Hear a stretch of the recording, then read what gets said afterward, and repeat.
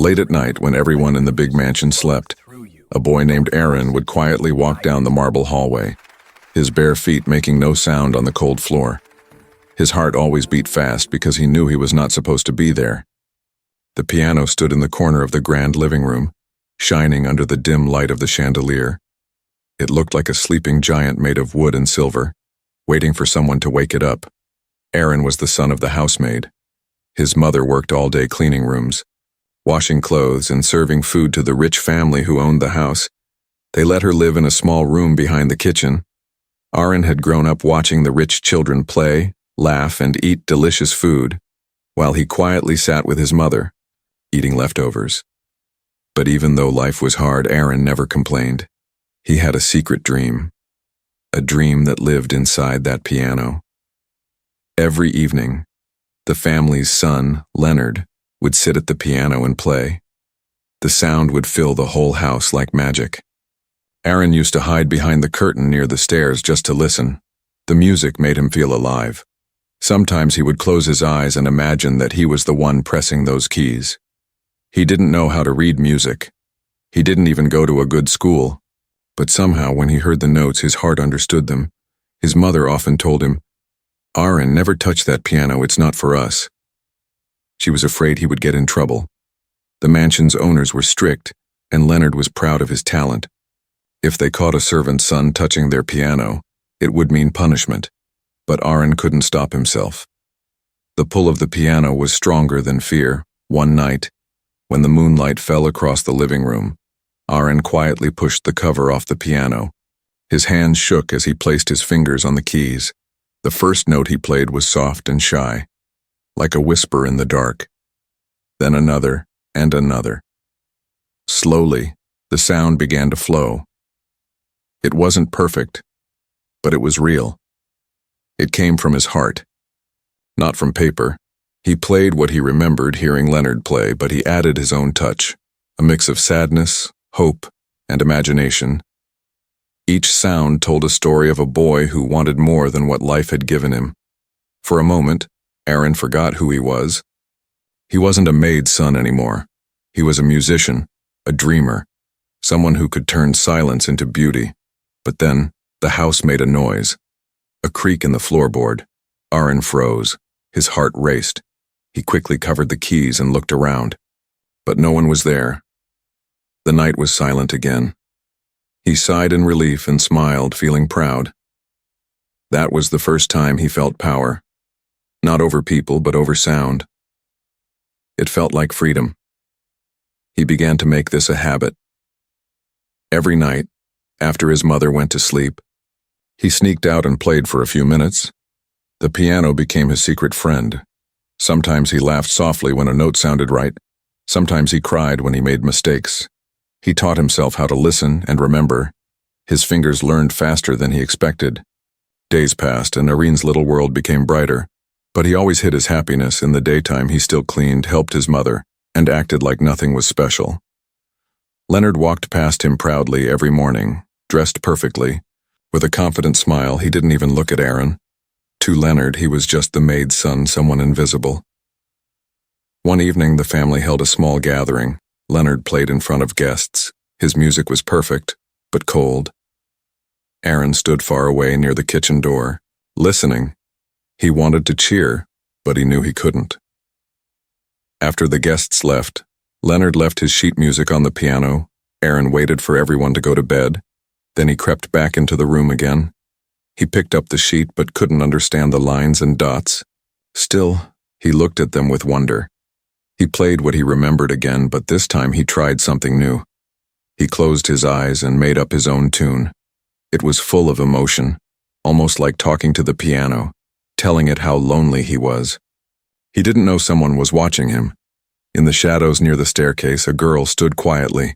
Clara, Leonard's cousin. She had come downstairs to get water when she heard the sound. At first, she thought it was Leonard, but when she saw Aaron, she was shocked. A servant's son, playing like that. His eyes were closed, and his hands moved with such feeling that she couldn't stop watching. When he finished, Aaron opened his eyes and gasped. Clara was standing there, her face calm but curious. "You play beautifully," she said softly. Aaron stepped back, scared. He thought she would tell Leonard or his mother. He stammered, "Please, don't tell anyone, Miss Clara. I'll never do it again." But she shook her head, smiling. "Don't stop, Aaron, you have a gift." Her words felt like light breaking through a storm. For the first time, someone saw him, not as a maid's son, but as a person with talent. He couldn't believe it. He whispered, "You really think so?"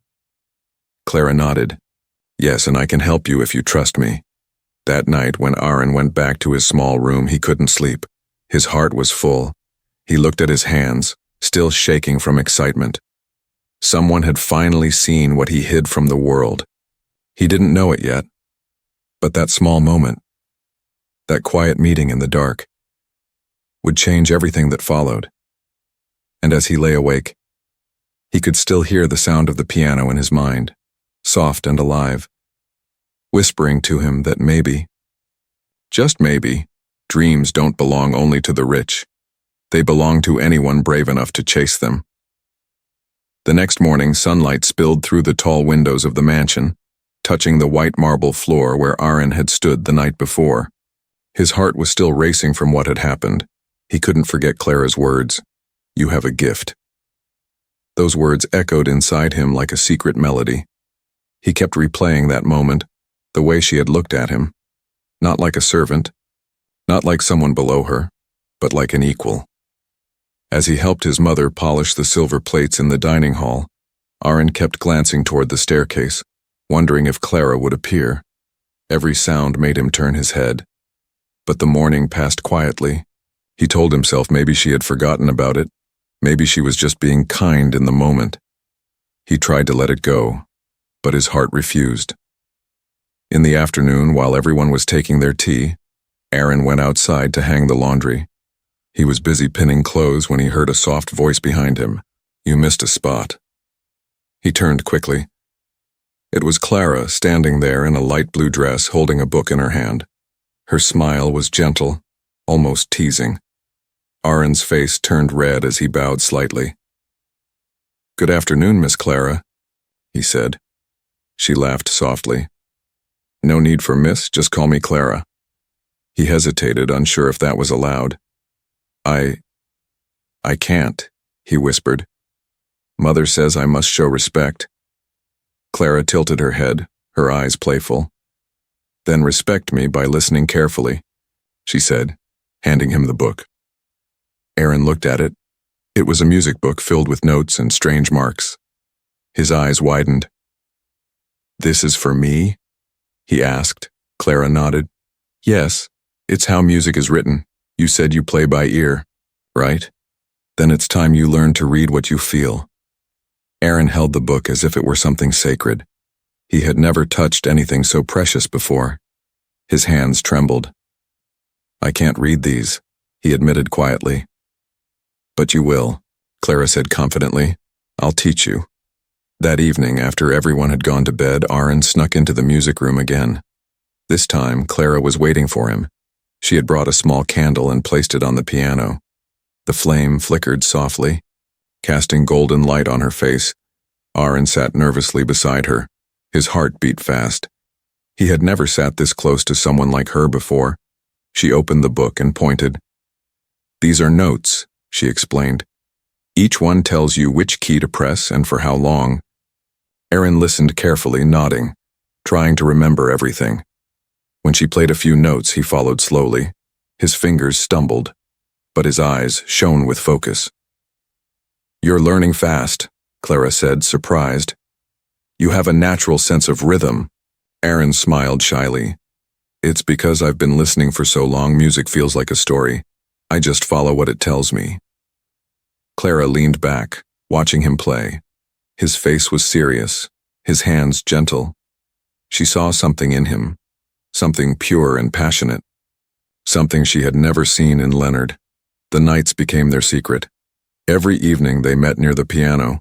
Clara taught him the basics, scales, chords, patterns. Sometimes they laughed when he played the wrong note. Sometimes they stayed silent, letting the music speak for them. A quiet friendship began to grow between them. one built on trust and curiosity. One night after a long session, Clara asked, "Aaron, why do you love music so much?" He looked down at his hands. "Because it listens," he said softly. "When I play, it feels like someone finally hears me even if no one else does." His words touched her heart. For a moment, she forgot about the world outside, the rules, the class, the difference between them. In that quiet moment, they were just two souls sharing a melody, but fate never stays quiet for long. The next morning, Leonard came into the living room earlier than usual. He saw Clara near the piano, laughing at something Aaron said. Aaron quickly stepped back, his heart pounding. Leonard's eyes narrowed. "What's going on here?" he asked sharply. Clara tried to smile. "Just teaching him some notes." Leonard laughed coldly. "Teaching him? The maid's boy? That's amusing." Aaron felt a sting of shame, but Clara stood firm. "He's talented, Leonard. You should hear him play." Leonard raised an eyebrow. "Oh, really? Then let's have a show." His voice carried arrogance. He looked at Aaron and said loudly, "Go on then, play something for us." Aaron froze. His hands went cold. I can't," he stammered. Leonard smirked.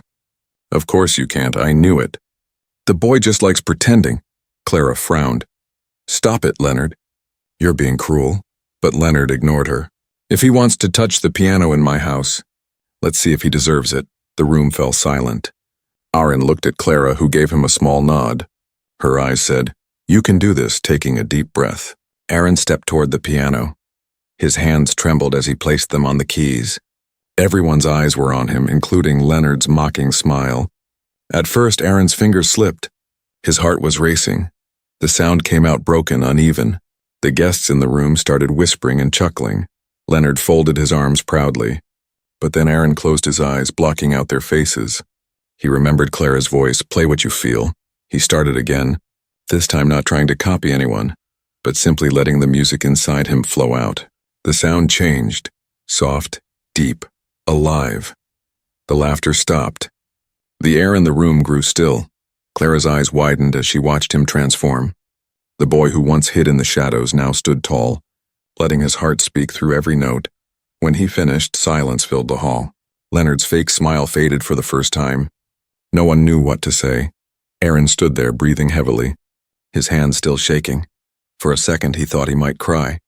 Then someone began to clap, and softly. Slowly, it was Clara, her eyes shining with pride. Others followed, unsure but moved. Aaron looked down. Unable to believe what had just happened, he had done it. He had faced them, and his music had silenced their laughter.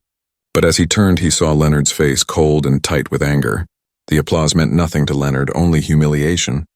And in that silent exchange between the two boys, one born into privilege, the other born into poverty, something began that would change both their lives forever. The evening after the performance, the mansion was filled with murmurs. The guests couldn't stop talking about the maid's son who dared to touch the piano. Some laughed about it as if it were a funny story. Others whispered that the boy had real talent. But for Leonard, the laughter stung differently. He felt something he had never felt before, humiliation. He sat alone in his room that night, staring at his reflection in the mirror. The memory of Aaron's music haunted him. The sound was raw, imperfect, yet somehow it had moved people. Leonard clenched his fists. "He embarrassed me," he muttered, "in my own house." His pride couldn't accept that a servant's child had taken even a drop of attention from him. Meanwhile, in the servants' quarters, Aaron couldn't sleep. His heart was full of emotions he couldn't name. He was proud, scared, and confused all at once. He knew he had done something brave, but he also knew it had consequences. His mother had scolded him harshly after hearing about the incident.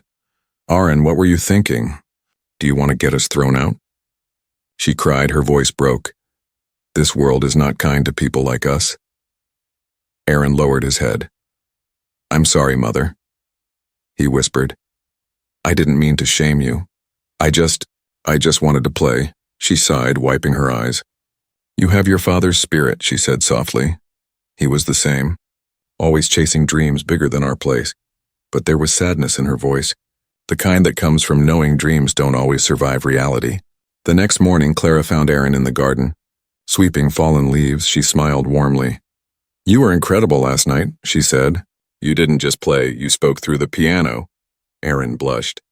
"I almost ran away," he admitted. "But I heard your voice in my head, telling me to play what I feel." Clara laughed gently. "Then you listened well." They sat on a bench under the old oak tree. Clara leaned closer, lowering her voice. "You have something special, Aaron. You must never hide it again." He looked down, unsure. "Even if people laugh?" he asked. "Especially then," she replied firmly. Their friendship deepened quietly, but their closeness did not go unnoticed. Servants whispered, and even some guests began to gossip. "The young lady spends too much time with the maid's boy," they said. Leonard heard every word, and each one felt like a knife. Days later, Leonard's father hosted another dinner party. This time it was grander. The guests were important. People who funded the city's music programs. Leonard planned to perform again, to remind everyone who the real pianist was. As the guests arrived, the mansion sparkled with laughter, glasses clinked, and the grand piano sat waiting. Polished to perfection, Leonard gave Aaron a long, cold look before sitting down to play. His music was flawless, his hands smooth and trained. The audience applauded loudly, proud of the young man's skill. Leonard smiled confidently, until he noticed Clara clapping politely. Not passionately, her eyes looked distant. Thoughtful, almost sad, after his performance. Leonard turned to the guests and said with a sly grin, "But before we finish tonight, perhaps we should hear from my new student."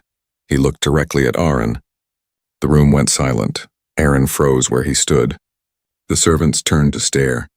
His mother's face went pale. Leonard continued, "You all heard about the little performance he gave the other day? Didn't he play beautifully?" His voice dripped with mockery. The guests chuckled politely, thinking it was a joke. Clara's expression hardened. "Leonard, stop this," she said sharply. But he ignored her. "Come now, Aaron, don't be shy. Show them what a maid's son can do." Aaron felt every eye in the room turn toward him. His stomach twisted. He wanted to disappear. But Clara stood and gave him a small nod. Her eyes said, "Trust yourself." Aaron swallowed hard and stepped toward the piano. His legs felt weak. His heart beat so loudly it drowned out the noise around him. He sat at the piano, his fingers trembling. The guests whispered. Leonard leaned against the wall, smirking. Aaron pressed the first key. The note cracked. A few people laughed quietly. His hands started to shake more. He felt sweat on his palms.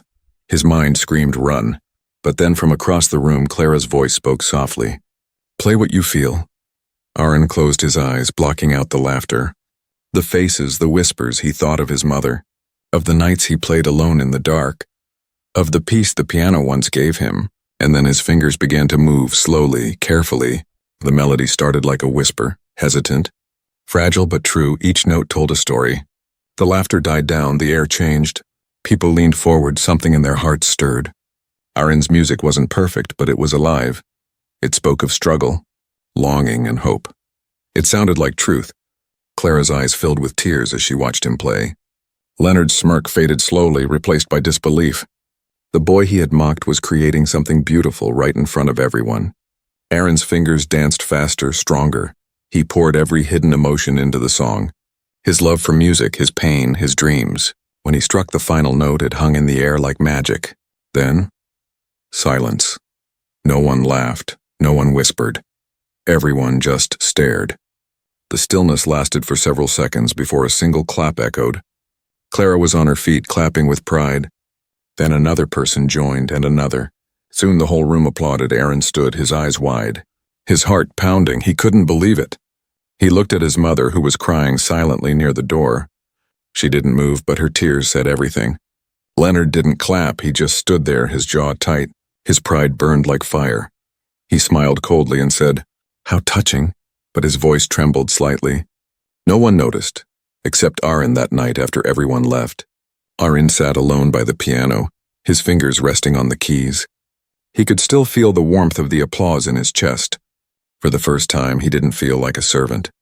He felt like someone who mattered, but deep down, he knew this moment had changed something forever. Not just in him, but in Leonard. Too, because envy, once born, doesn't die quietly. It waits in silence, plotting its return. And as the moonlight fell across the piano, Aaron's shadow stretched long across the room, a sign that his journey was only just beginning. The morning after that unforgettable night, the mansion buzzed with whispers. The guests had left, but the memory of the maid's son playing the piano still lingered in every hallway. Servants murmured about it over breakfast. The butler shook his head in disbelief, and even the head cook couldn't stop talking about how brave the boy was. Everyone had an opinion. Some called it talent. Others called it luck. But in one corner of the mansion, Leonard sat by the window staring at the garden. His teacup sat untouched. His father's words from earlier still echoed in his head. Your performance was good, son, but that boy, he had emotion, remember? Technique is nothing without heart. Leonard's pride cracked like glass. He clenched his fists, jealousy rising like poison. Meanwhile, in the servants' quarters, Aaron was still overwhelmed. He could barely believe what had happened. The applause, the look of pride in Clara's eyes, even the faint smile from his mother. It all felt like a dream. He sat by the small window, watching the sunrise, whispering to himself, I did it. But beneath his happiness there was fear. He knew Leonard wouldn't forget what happened, and he was right. Later that day, as Aaron was polishing the piano keys in the empty hall, Leonard walked in. His steps were slow, deliberate. Aaron looked up nervously. Good morning, sir, he said quietly. Leonard gave a fake smile.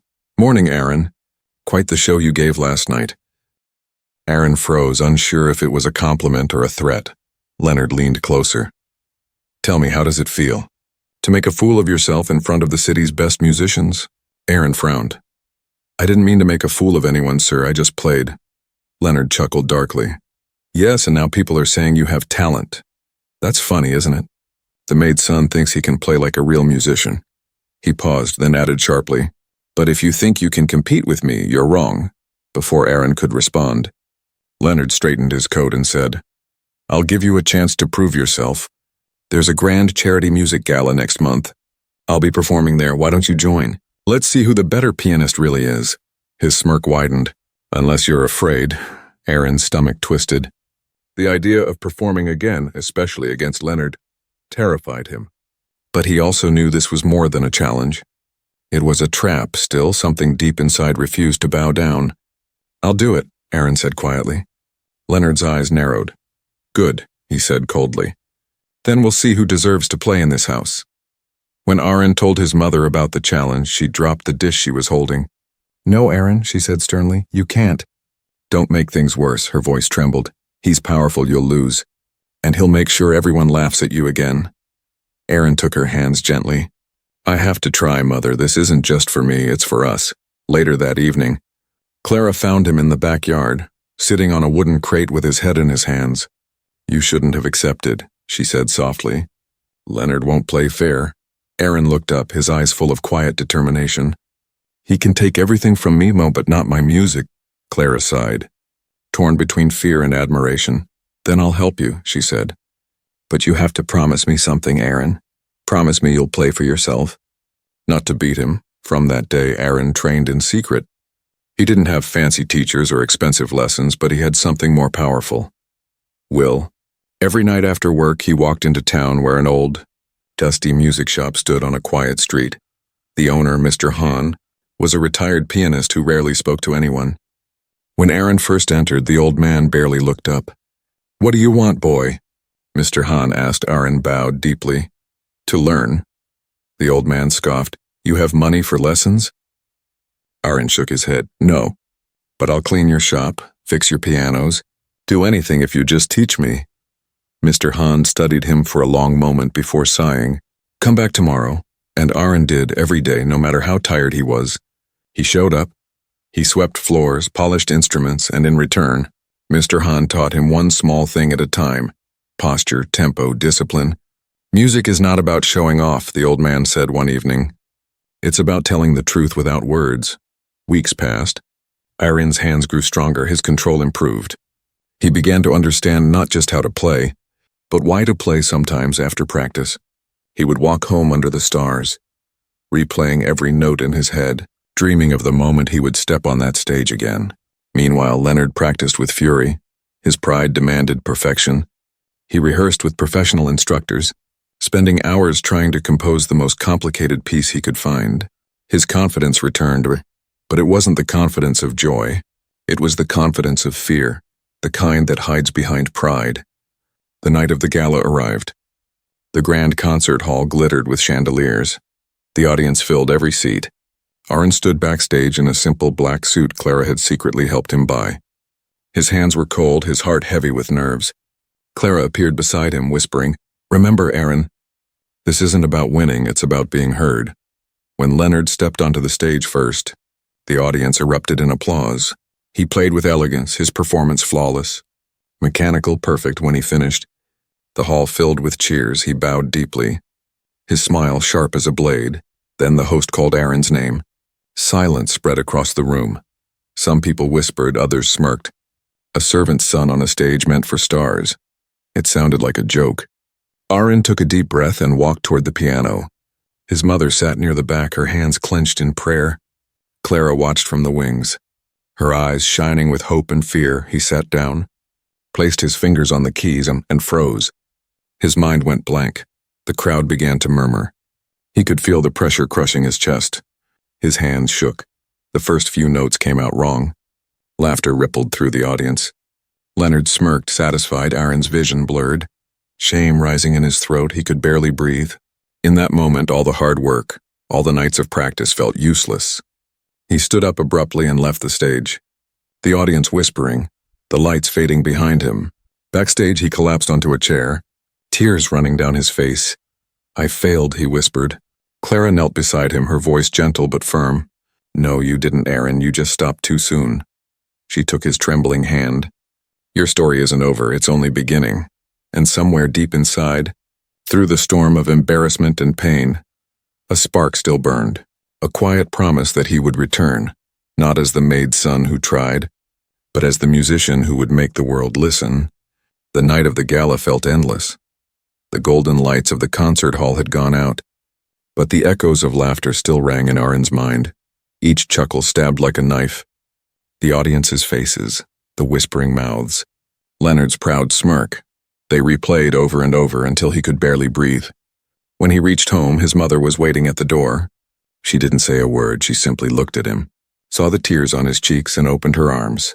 Aaron fell against her shoulder and cried like a child. "I failed, Mother," he whispered. They laughed again. "They always laugh." She stroked his hair softly. Her eyes filled with sadness. "Let them laugh, my son," she said, "because one day they'll remember the sound, not the laughter." But her voice trembled too, because deep down she feared what failure would do to him. The next morning the city buzzed, not about the gala itself, but about the breakdown. A few guests had recorded Aaron's trembling performance, and by dawn, short clips were already spreading across social media. People shared them with mocking captions, "The maid's boy who dreamed too high." The comments were cruel. Some called him brave, but most called him foolish. Aaron stayed locked in his small room for days. The piano at the mansion stood untouched, covered in dust. He couldn't even look at it without hearing the laughter again. His hands felt heavy, like they no longer belonged to him. The dream that once gave him strength now felt like a curse. Meanwhile, Leonard was enjoying his victory. He walked around the mansion with new confidence, showing off to guests. "Some people just don't belong on stage," he said with a grin. The praise fed his ego, but even he couldn't ignore the faint ache of guilt. For a brief second during the gala, he had seen something in Aaron's eyes. Not weakness, but heartbreak and a strange kind of strength buried beneath it. Clara, however, was furious. She had defended Aaron to everyone. "You don't understand," she told Leonard one morning. "He played from his soul." "That takes more courage than your perfect little routine," Leonard scoffed. "Then maybe his soul needs lessons." Clara's eyes flashed. "One day you'll see, Leonard, the world always laughs before it claps." That evening, Clara went to find Aaron. She knocked on the small wooden door of his room, but there was no answer. Finally, she opened it gently. The room was dark except for a small candle burning on the table. Aaron sat in the corner staring at his hands. His eyes were tired, his face pale. "Aaron," she said softly. Walking closer, he didn't look up. "You shouldn't be here," he murmured. "You saw what happened." Clara knelt in front of him. "Yes, I did. And I also saw someone who tried." He laughed bitterly. "Tried and failed." "No," she said firmly. "Tried and fell." "There's a difference," Aaron shook his head. "It's over, Clara. I don't want to touch that piano again every time I play. They see a maid son pretending to be something he's not. His voice cracked. Clara took a deep breath. Then prove them wrong. Play until they have no choice but to see you as a musician. Her words struck him, but his fear was louder. I can't. I don't have the money, I don't have the name. I don't have... Clara interrupted. You have heart? And that's what music listens to. For the first time in days, Aaron lifted his eyes. Clara smiled softly and placed something in his hand. A small folded note. What's this? He asked. A door, she said simply. Open it when you're ready. Then she left, closing the door behind her when Aaron unfolded the note. He found an address written in delicate handwriting, a music academy on the other side of the city. Beneath it were the words, scholarship arranged. One condition, never give up. His heart skipped. She did this? He whispered to himself the next morning. Aaron stood outside the academy's old stone building, nervous but determined. He clutched the note in his hand as he walked through the large doors. The corridors were lined with portraits of famous musicians, their eyes seeming to watch him. He felt out of place in his plain clothes. But he kept walking when he met the head instructor, an elderly woman named Madame Yvonne. She gave him a curious look. You're the boy from the video, she said. The one who froze on stage. Aaron looked down, embarrassed. Yes, ma'am. She nodded slowly. Good. Failure is a better teacher than fame.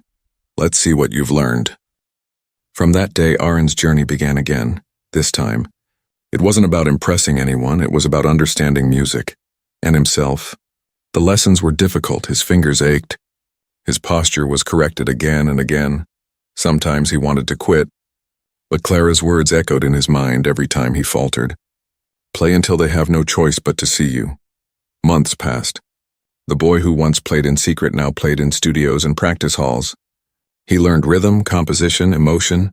He began to compose small melodies of his own, soft, haunting tunes that carried traces of his past. One of them he named The Hidden Room, after the dark nights when the piano had been his only friend. In the city, his name began to spread again, this time not as a joke but as a mystery. The boy from the viral video, people said. He's actually good. Musicians who once mocked him now watched his progress in silence. Back at the mansion, Leonard saw a news post about a young pianist performing in a student concert. The name under the headline made him pause. Aaron Elson. His expression changed from disbelief to anger. He's back, he muttered. He doesn't know when to stop. But Clara smiled when she saw the same article. She sat by her window watching the sunset, whispering to herself, he's learning to rise. That night, Aaron walked home through the quiet streets after another long day of practice. The stars shimmered above him. He stopped for a moment, closed his eyes and smiled for the first time. He didn't feel like the maid's son or the boy who failed.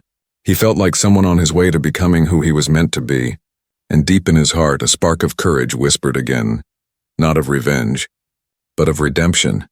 He didn't need to prove Leonard wrong anymore. He only needed to prove that the laughter had been worth enduring. Because every great melody, he realized, begins with silence before it finds its song. The weeks turned into months, and the city began to hum with new whispers. Whispers not of mockery this time, but of surprise. Isn't he the maid's son? People asked the one who froze on stage. Yet now they spoke with curiosity, not cruelty. Somewhere in the heart of the city, in a small but respected music academy, Aaron Elson was becoming someone no one expected him to be. Every morning he arrived before anyone else, sweeping the floor and tuning old instruments before his lessons began. The students at the academy came from rich families. Dressed in tailored uniforms and carrying expensive instruments, Aaron stood out in his worn clothes. But when he sat at the piano, the difference vanished. His fingers moved with quiet fire, his music carrying emotion that couldn't be bought. Madame Yvonne, the academy's head instructor, watched him closely. You play as if every note is a memory, she said one day after his practice. Aaron smiled softly. Maybe it is, she nodded. Then keep remembering, it's what gives your music soul. Though the academy was tough, Aaron found peace there for the first time. No one cared about his background, only his progress. He studied long into the evenings, practicing until his fingers burned. Each wrong note reminded him of the laughter he had once endured. and each right one whispered that he was slowly rewriting his story. One rainy afternoon, Madame Yvonne called him into her office. The smell of old books and polished wood filled the room. "Sit, Aaron," she said, adjusting her glasses. "You've made remarkable progress. There's an upcoming competition, the Citywide Music Championship, open to all. I think you should enter." Aaron froze. His heart skipped. The last time he stood on a stage, humiliation had followed him home. The memory was still sharp. "Ma'am, he began, but she raised a hand. "You're ready, child. The world will not remember you for falling. They will remember you for rising." That night, Aaron walked home in the rain, her words echoing in his mind. He reached his small room and sat by the window, watching the raindrops slide down the glass. A small smile crept onto his face, and maybe this time, "I won't freeze," he whispered. Meanwhile, far away in the grand mansion, Leonard's life was changing too, but not in the way he imagined. His performances were becoming mechanical, soulless. He played perfectly, but people had stopped feeling moved by his music. They praised his skill but not his heart. Technically flawless, critics wrote, but lacks emotion. Each review felt like a stone thrown at his pride. Then one evening, as Leonard scrolled through his messages, he saw a familiar name, Aaron Elson. The Academy had announced the list of finalists for the upcoming citywide championship, and Aaron's name was there. Leonard's hands froze around his phone. "No," he whispered. "Not him again." He slammed the phone down, his jaw tightening. "If he's coming back, I'll be ready," he said to himself. He hired new instructors, spent sleepless nights practicing, but his music, though louder, began to lose warmth. His obsession with being perfect was drowning the art itself across town. Aaron's training continued. Clara had been sending him letters every month, short, warm notes full of encouragement. "I'm proud of you," one read. "The world laughed once. Now make it listen." Her words became his motivation. He kept every letter folded neatly in his pocket, taking them out whenever doubt returned. The day of the competition arrived. The hall was grand and crowded. Banners hung across the walls and cameras lined the aisles. The city's best musicians were there, including Leonard, who walked in wearing a fine suit, his confidence sharp as ever. Aaron stood backstage, dressed simply, his hands slightly trembling. He closed his eyes, breathing deeply. Madame Yvonne placed a hand on his shoulder. "Remember," she said, "you don't fight people with music. You speak with it." The performances began. Leonard played before him. His piece was technically stunning. Every note perfect, the audience applauded loudly. But their claps felt polite, not moved. Leonard smiled proudly and walked off stage, only to pause when he saw Aaron waiting in the shadows. Their eyes met. Pride versus peace, arrogance versus calm. "Don't embarrass yourself again," Leonard muttered as he passed. Aaron said nothing, just smiled faintly. "Good luck," he replied when Aaron's name was announced. The hall fell into a curious silence. Many recognized him, the boy who had once failed, the subject of a viral humiliation. He stepped onto the stage, the lights shining bright on his calm face. He bowed politely and sat before the piano. For a few seconds he didn't play. He simply placed his hands gently on the keys and took a deep breath. Then slowly he began. The melody that filled the air wasn't grand or complex, it was pure. Gentle and full of feeling, each note seemed to speak, not to impress but to share. The music rose and fell like a heartbeat, and the crowd grew quiet as he played. Aaron thought of his mother cleaning in silence, of Clara's kind eyes, of Madame Yvonne's faith, and even of Leonard's jealousy. Every pain, every memory turned into music. His fingers moved as if the piano itself understood his soul. By the time he struck the final note, the hall was completely still. The silence was deep, almost sacred then, applause. Not scattered, not forced, but genuine. Rising like thunder, people stood clapping and cheering. Madame Yvonne wiped her eyes from the judges' table. Even Leonard sat frozen, his pride cracking under the weight of truth. Aaron bowed slowly, tears glimmering in his eyes. For the first time he felt no shame, no fear, and only freedom. Later that evening, the results were announced. Aaron had advanced to the finals, his first advance. After all the years of failure and pain, the words echoed in his ears like music itself. Backstage, reporters crowded around him, asking how it felt to rise after falling so far. Aaron smiled humbly and said, "Falling doesn't end a dream. Stopping does." As the crowd dispersed, he searched the audience for Clara, but her seat was empty. For a moment, his joy dimmed. He reached into his pocket and touched her last letter, reading the words again. "When you play, I'll be there even if you don't see me." Outside, as the night sky stretched over the city, Aaron looked up, the cool wind brushing his face. For the first time in his life, he wasn't running from his past. He was playing toward his future, and far away in a quiet town abroad, Clara watched the live broadcast on her laptop, smiling through tears, whispering softly, "You did it, Aaron. You made them listen." The lights dimmed, the crowd hushed, and the echo of the last applause still lingered like a heartbeat in the air. Aaron stood behind the velvet curtains, breathing slowly. His palms were sweaty. His heart beat uneven, not from fear, but from the weight of what came next. The finals of the citywide music championship were about to begin, and this time, he wasn't just a name on the list. He was the name everyone whispered about. The Maid son who rose from laughter. The stage looked different now. Grander, brighter, yet somehow it felt smaller to him, because this time he didn't see a battlefield. He saw a promise. The promise he made to himself the night he cried behind the curtains at the gala. The promise to return stronger backstage. Madame Yvonne adjusted his tie with a proud but gentle smile. "Do you remember the first day you walked into my academy?" she asked. Aaron nodded. "I remember sweeping the floors before class," he said with a small grin. "And now," she said, "you're about to sweep the audience off their feet." Aaron chuckled softly, but his eyes burned with emotion as he waited for his turn. He heard Leonard playing on stage. His old rival was performing with precision and fire. The melody thundered through the hall, bold and loud. Each note demanded attention. Leonard's fingers moved flawlessly, but his face looked tense, desperate even. His pride was pushing every note forward, but his soul wasn't there. When Leonard finished, the audience clapped respectfully, but not wildly. It was the applause of admiration. Not love, Leonard bowed, smiling tightly, but his eyes flicked toward the backstage curtain. Searching for Aaron, he spotted him, standing tall and calm, their gazes locked. For a brief second, Leonard's confidence cracked. The announcer's voice echoed, next performing his original composition, The Hidden Melody, Aaron Elson. The hall went silent. Aaron stepped into the light.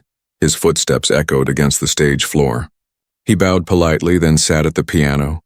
His reflection shimmered faintly on the glossy surface of the instrument. For a moment he closed his eyes and everything disappeared. The judges, the audience, the past, the fear, all that remained was the sound in his heart. He placed his hands on the keys. The first note came out soft, almost a whisper. Then another and another. The melody flowed like a quiet confession, gentle yet haunting. The audience leaned in, drawn by something they couldn't explain. His music told his story. The loneliness of the servants' quarters, the laughter of the rich children, the secret nights he played in the dark, the humiliation at the gala, the kindness of Clara, and the strength that grew from pain. Every rise and fall of the melody carried emotion so raw that people forgot to breathe. Halfway through the piece, Aaron's eyes opened and he smiled faintly. He wasn't playing notes anymore. He was talking through them. Every key pressed felt like a heartbeat. Every pause like a sigh. The music grew stronger, richer, until the hall was filled with a power that came not from technique, but from truth. As he reached the final section, the notes became faster, more emotional. It was no longer a sad song, and it was triumphant, alive. A celebration of every failure that led him here. His hands blurred as they danced across the keys. And when he struck the last note, it rang out like a declaration. Bold, pure and eternal. Silence followed. Deep and breathtaking, then a single clap, then another. Then the entire hall rose to its feet. The applause thundered, echoing through the walls like a storm of approval. Aaron stood bowing slowly, his eyes glassy with emotion. Among the crowd, Leonard sat frozen, his pride shattered. But his eyes, for the first time, held respect. He knew what he had just witnessed wasn't luck. It was greatness born from suffering. Backstage, reporters rushed to meet Aaron. Cameras flashed, microphones surrounded him. One reporter asked, "What inspired your piece?" Aaron smiled softly. "Silence," he said, "and the people who believed in me when I couldn't believe in myself." As the interviews continued, he glanced toward the audience, searching. His gaze moved across the rows of faces and stopped. Clara's seat was empty. the seat she had reserved for every show he dreamed of playing. It felt like a missing note in a perfect melody. After the crowd left, Aaron walked back onto the darkened stage. The lights were dim now, the piano silent. He sat down again, alone, running his fingers gently over the keys. "You were here, weren't you?" he whispered, imagining Clara's soft laugh echoing back. He pulled out a small letter from his coat pocket, the last one she had sent before leaving. The paper was slightly worn. The ink faded. He read it again like a prayer. "Aaron, when you play your music, I'll be there. Not in front of you, not beside you, but inside the sound, listening, smiling, proud." Tears slid down his cheeks as he whispered, "You kept your promise." Just then, Madame Yvonne entered quietly. "You should go home, dear," she said gently. "It's been a long night," Aaron smiled faintly. "I will," he said. "I just wanted to thank the piano first," the old woman chuckled. "And did it thank you back?" Aaron nodded. "It always does." Later that night, as he walked through the quiet streets, the city lights shimmered like tiny stars below the clouds. He passed by posters of the competition, his face now printed next to Leonard's finalists. The caption read, "For Aaron, it didn't matter if he won or not. He had already achieved something greater: respect, peace, and the courage to stand where he once fell." As he crossed the bridge over the river, a soft breeze brushed against his face, carrying the distant sound of a piano from somewhere. Faint, delicate, familiar. He smiled, closing his eyes. "I hear you, Clara," he whispered. In that moment, he realized the truth of music. It wasn't about victory or fame. It was about connection, the invisible thread that ties one soul to another. His song wasn't just his anymore. It belonged to everyone who had ever been laughed at, doubted, or forgotten. The boy who once played in the shadows was now standing in the light, and as the stars shimmered above him, Aaron knew this was only the beginning of a melody that would never end. The grand hall still shimmered from the night before, but now it stood empty, quiet, and heavy with memory. The banners of the citywide music championship fluttered slightly from the morning breeze seeping through the tall windows. On the center stage rested the same piano that had witnessed Aaron's rebirth, its polished surface reflecting the soft gold light of dawn. Hours earlier, the judges had announced the results. Aaron Elson had won. His name echoed across the city, printed in newspapers, shared online, whispered in classrooms and cafes. The Maid's son defeated the prodigy, people said in awe. The boy who was mocked now plays for the world. But Aaron wasn't there to hear it. He had slipped out quietly before the celebrations began. He didn't need trophies or cameras. The moment he struck that final note, he already knew he had won something far greater. He walked through the streets with his coat buttoned against the cool morning air. The world looked the same, yet everything felt different. The laughter that once haunted him now seemed distant, replaced by a melody that hummed softly in his chest. As he passed by a bakery, the shopkeeper smiled. "You're that boy from the competition, right? You played beautifully." Aaron smiled politely. "Thank you," he said, and walked on. It felt strange to be recognized not for his name, not for where he came from, but for something he created. Back at the small house he shared with his mother, she sat by the window, tears of joy still shining on her cheeks. When Aaron walked in, she stood and pulled him into her arms. "You did it, my son," she whispered. "You showed them." Aaron held her tightly. "No, mother," he said softly, "I showed myself." That night, he sat by the piano in the living room, the one the Academy had gifted him after his win. His fingers hovered over the keys, but he didn't play. Instead, he opened an old box on top of the piano. Inside were Clara's letters tied with a faded red ribbon. He untied them carefully, reading each one again. The words seemed to dance in the air, her laughter, her warmth, her belief in him when he had none. And then, at the bottom of the box, he found a letter he hadn't seen before, sealed with gold wax. His breath caught as he recognized her handwriting. He opened it slowly, his hands trembling. "Dear Aaron, by the time you read this, you will have already become who I always knew you were meant to be. I wanted to tell you something I never had the courage to say. I didn't just believe in your music, I believed in you. Every note you played carried more than sound. It carried your heart, and that's what drew me to you.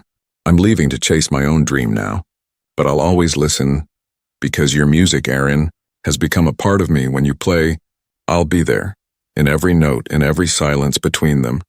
With love, Clara, For a long moment, he didn't move, his eyes blurred with tears. But he smiled through them. He placed the letter gently on the piano, then sat down whispering, "Then this next song is for you." He began to play. Slowly at first, the melody rose like morning light, tender and full of emotion. It wasn't sad, it was beautiful, peaceful, alive. It spoke of love not lost, but transformed. The music filled the small house, flowing through the open window and into the night air. Outside, the world listened. A few neighbors paused on the street, looking toward the sound. They didn't know the story behind it, but they felt its truth. That kind of music didn't come from fame. It came from the soul. Days turned into weeks, and Aaron's name spread far beyond the city. Invitations arrived from abroad. Concerts, interviews, collaborations. He accepted only one, a charity concert in the same hall where he had once been humiliated. When he stepped onto that familiar stage again, memories rushed back, the laughter, the fear, the trembling hands. But now, those memories didn't hurt.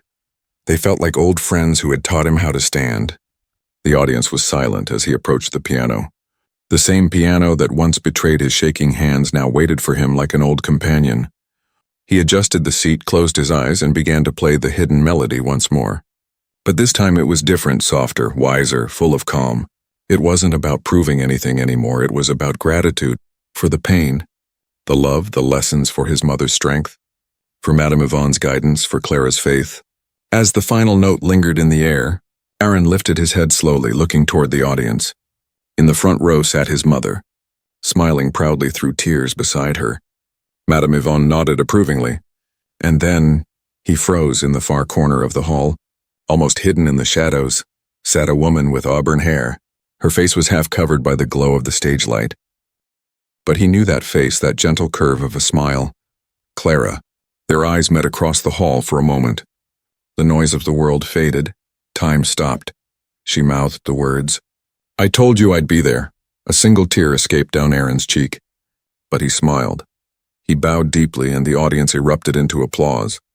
The hall roared with sound, the clapping, cheering, standing, but for Aaron, it all faded into one steady rhythm, like the heartbeat of the piano itself. After the concert, when the lights went out and the hall emptied, Aaron walked to the piano one last time.